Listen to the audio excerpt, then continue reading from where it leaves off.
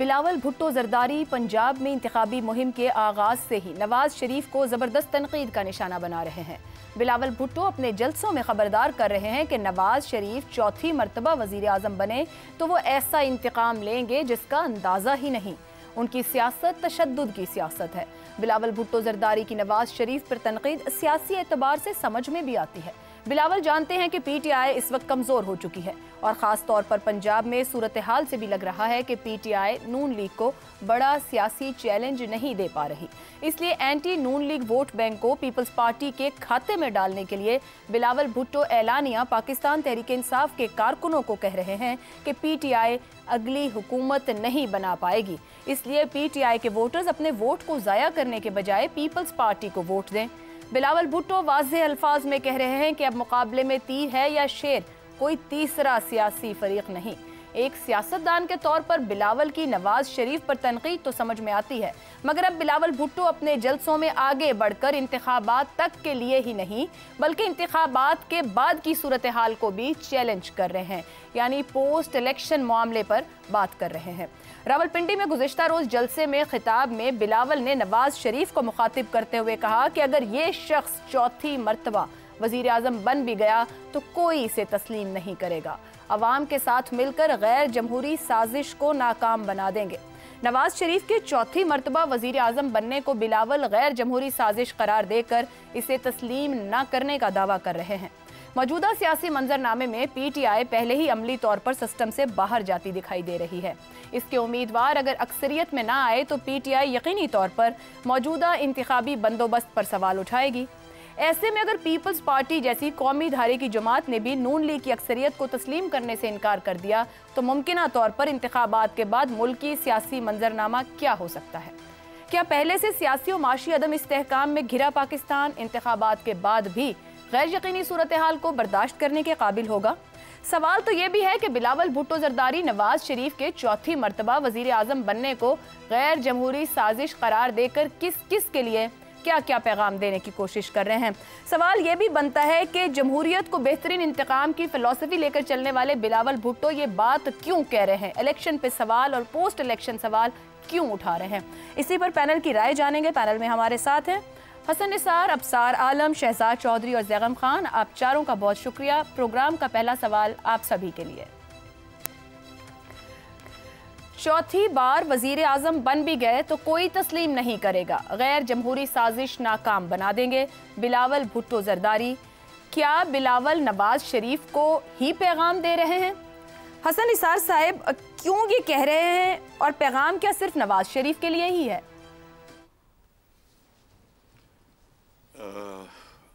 आयशा, इस तरह का पैगाम जो है ये अवाम से लेकर ख़ास और ख़ासुल ख़ास सबके लिए होता है। ये पैगाम बहुत लोडेड है, मुझे इसमें कोई शक नहीं है। नताइज और ये बिलावल के कहने पे नहीं मैं कह रहा, that is my personal assessment और वो आपकी नहीं है। अच्छा, एक पैगाम ज़रा मेरा भी नोट फरमा लें, काम आएगा।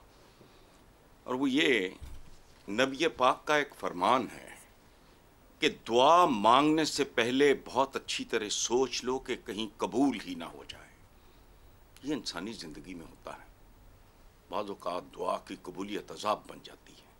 अल्लाह करे, एक दुआ मेरी भी है कि Nawaz and company private limited की इक़्तिदार वाली दुआएं कबूल हों ताकि उनको आका के इस फरमान की समझ आ जाए। ये इनका आखिरी और इबरतनाक राउंड होगा। ये मेरा पर्सनल असेसमेंट भी है, इसलिए बिलावल के साथ डिसएग्री न करने का तो सवाल ही पैदा नहीं होता, because it is written on the wall. ये कोई पेशगोई नहीं है। हसन निसार साहब, वो जमहूरियत पसंद कहते हैं खुद को और इलेक्शन हो रहा है, पोस्ट इलेक्शन जो भी इलेक्शन जीतेगा वो सामने होगा। क्या वो चौथी बार ना बने तो फिर उनको इलेक्शन की लेजिटिमेसी लगेगी, और अगर वो चौथी बार बनते हैं तो फिर उनको इलेक्शन लेजिटिमेट नहीं लगता है? देखें आयशा, मैं ये जो जमहूरियत पसंद होना फैशन है। अच्छा, और कोई बुरा फैशन नहीं है। मतलब एकेडमिकली जब आप गप्पे छप्पे हाँक रहे होते हैं तो वह मैं डेमोक्रेट, मैं फलां, मैं टमका, क्या है? इज दिस डेमोक्रेसी यार? مجھے تو 32 سال میں کوئی نہیں سمجھا سکا, بات بھی میری کسی نے نہیں مانی اور مجھے قائل بھی کوئی نہیں کر سکا. All this is rubbish, humbug, fraud, false, sham democracy. عوام کا لینا دینا ہی کچھ نہیں ہے اس سارے کھیل میں.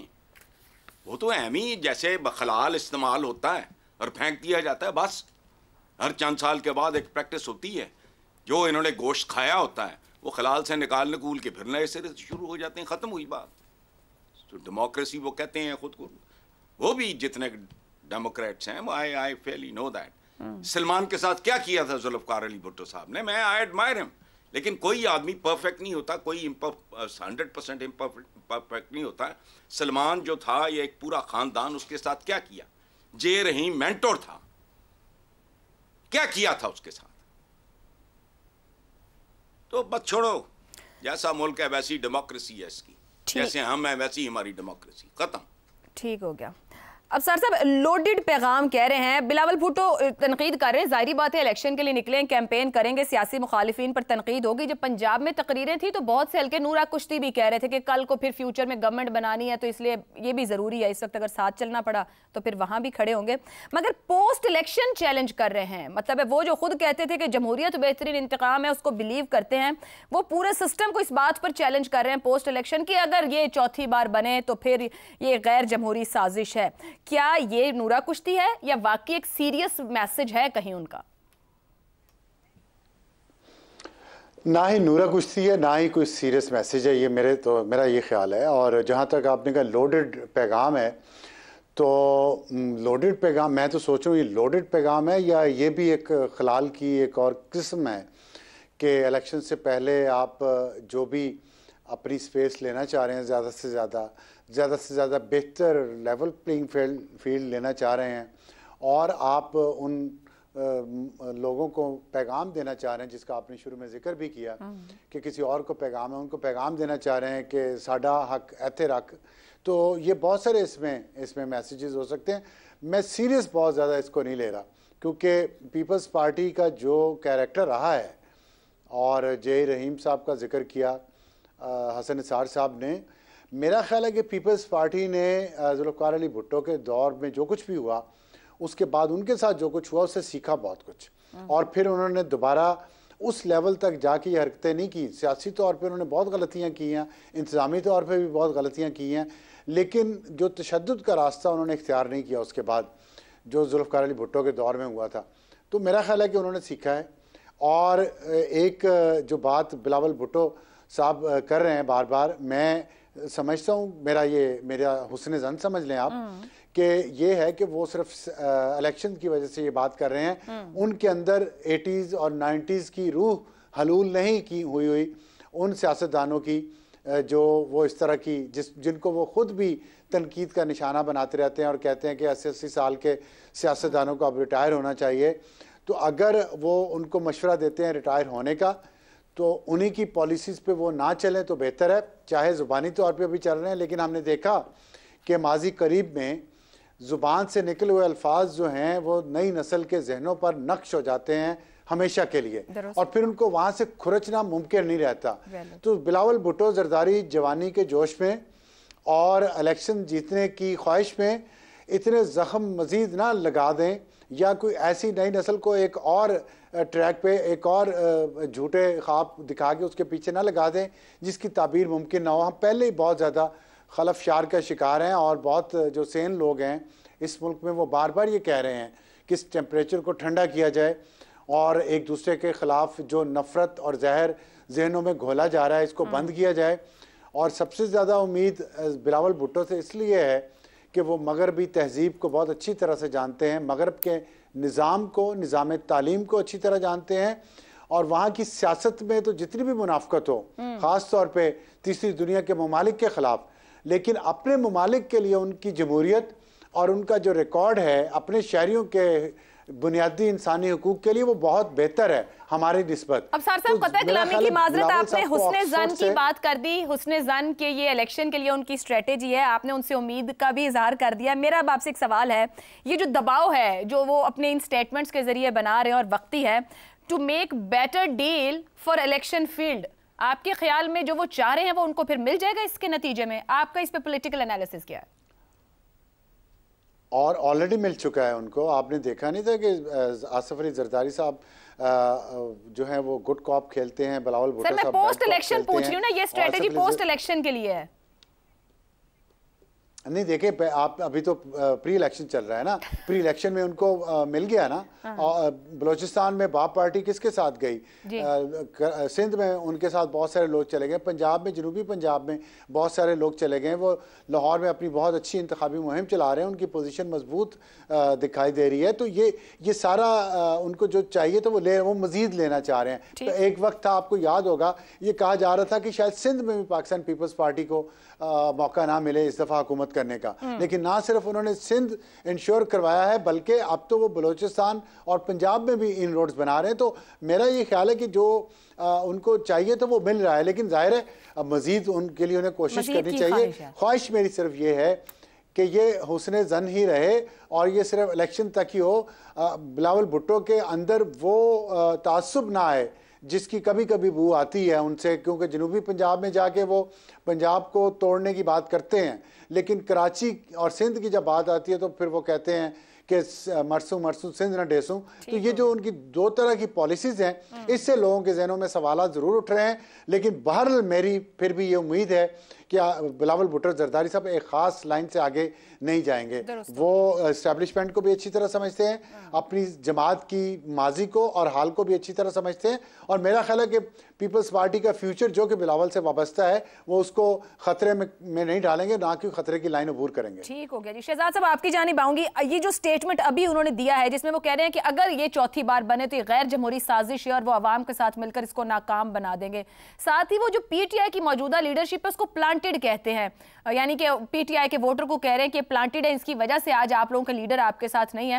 بلاول بھٹو زرداری اسٹیبلشمنٹ کو چیلنج کر کے اینٹی اسٹیبلشمنٹ ووٹ لینے کی بھی کوشش کر رہے ہیں, مطلب ساری ایفرٹ ان کی ٹو گین مور کی طرف ہے کیا؟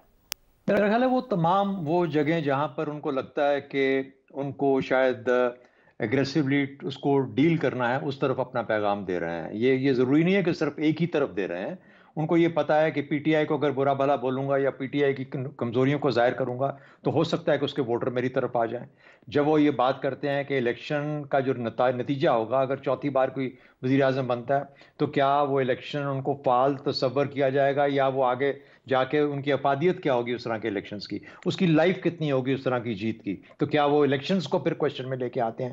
اب وجہ یہ ہے کہ وہ اپنے نیچے سے گراؤنڈ کو سلپ ہوتا ہوا دیکھ رہے ہیں. وہ بالکل پیٹنٹ پولیٹیکل جگہ سکہ بند یہ سیاسی چالیں ہیں, اس میں کوئی برائی نہیں ہے. اور بلاول جس طرح سے محنت کر رہا ہے پنجاب کے اندر, میرا خیال ہے اس کی داد دینی چاہیے. وہ بہت اچھے جلسے کر رہا ہے اور بہت محنت کے ساتھ کر رہا ہے. ایک پولیٹیکل ایکٹیویٹی کا وہ حصہ ہے, یہی کچھ ہونا چاہیے پولیٹیکل. لیکن اب جب وہ آپ دیکھتے ہیں کہ اس کی پوزیشن شفٹ ہو, یا مثال کے طور پہ اگر الیکشنوں کی افادیت کا مسئلہ تھا تو اس وقت بات کرنی چاہیے تھی جب P T I is a party اس کے خلاف مختلف قسم کی چیزیں ہو رہی تھیں, اس کا بلہ چھین لیا گیا, اس کے بارے میں مختلف مسائل کھڑے کیے گئے, اس کے لیڈران کو جیلوں سے لڑنے نہیں دیا گیا, وغیرہ وغیرہ. وہ ساری چیزیں ہمارے سامنے ہیں.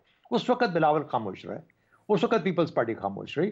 تو اب جب یہ سوال اٹھ رہا ہے, اور یہ لارجر سوال ہمارے سب کے ذہنوں میں ہے اور پورے پاکستان کی الیکٹریٹ کے اندر یہ سوال ہے کہ ان الیکشن جو آنے والے الیکشن ہیں ان کی افادیت کتنی ہوگی, ایک خاص طور پر اس تناظر میں کہ ایک بڑی پارٹی اس سے باہر ہوگی پریکٹیکلی اپنے پارٹی کے طور پہ, بھلے اس کے لوگ موجود ہیں. تو اب وہ دیکھنا یہ ہے کہ 8 فروری کو جو ووٹرز ہیں وہ کیا نتیجہ دیں گے, لیکن کچھ نہ کچھ تو اس کا نقشہ ہم بنا سکتے ہیں. تو اس وقت جب وہ بھی دیکھ رہے ہیں تو اسی چیز کو وہ دہرا رہے ہیں.